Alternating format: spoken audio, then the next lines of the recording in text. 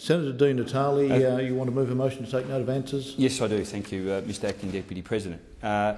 Would you like me to move that motion? Yes, move that I'd motion. like to move a motion that we take note of answers. Of a question I asked earlier. That's fine. Thanks, Thank Senator you. Di Natale. I'd also like to make a few points relating to the discussion we've just heard, but I'll come to that in a moment. Look, Mr Acting Deputy President, earlier in question time I asked what was, I think, a very light-hearted question, but I was asking that question to make a serious point. I was asking the question because it appears that we've entered a political environment where facts simply don't matter anymore. Whether it be climate change or poker machine reform, something I've been involved with in the recent debate over the government's proposed legislation, it seems that facts simply do not matter. We're in an environment where one side can fabricate a position, can put something forward that seems so utterly preposterous, and yet they're not called to account, and they continue to do it.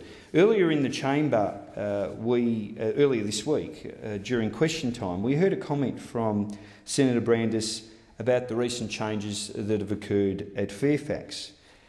He, through his question, made the connection between the changes at Fairfax and the carbon tax. Now, we can have disagreements in this place over whether acting on climate change at this point in time in the way we have is the most appropriate thing to do. I'm happy to engage in that debate. I think it's a good debate to have, and I think the Australian community at least deserves it. But to debase the public debate in such a way that you make some of the most asinine, incredible and outrageous connections to something like a shake-up that's occurring within the newspaper industry and the carbon tax serves no one's interests. It serves no one's interest in this parliament, and it certainly does not serve the public interest. Look, we had a debate just now through the recent speech from Senator Brandis, where he discussed or made a statement that the Greens' policy was to licence journalists. Simply wrong. The facts do matter, facts are important, and people need to be called to account. I know that the past is not something we should romanticise too much. I know there's always been vigorous debate.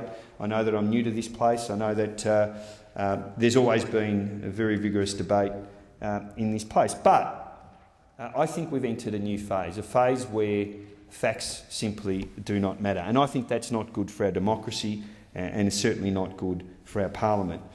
So my attempt really was to try and make a point by asking a question in a light-hearted way to simply highlight the fact that our public debate has been debased, that in fact some questions are so outrageous and people do need to be called to account. The idea that somehow carbon pricing legislation is connected to a shake-up in an industry which has undergone major change, largely through changes in telecommunications, the way we communicate, the internet and so on, really doesn't serve to advance the public interest. So I asked that question in the hope that we highlight just how ludicrous that is. It's important we do that because we continue to, if we don't, we'll continue to have a disengaged community, a disengaged public, and that's bad for our democracy. That's bad for our democracy. The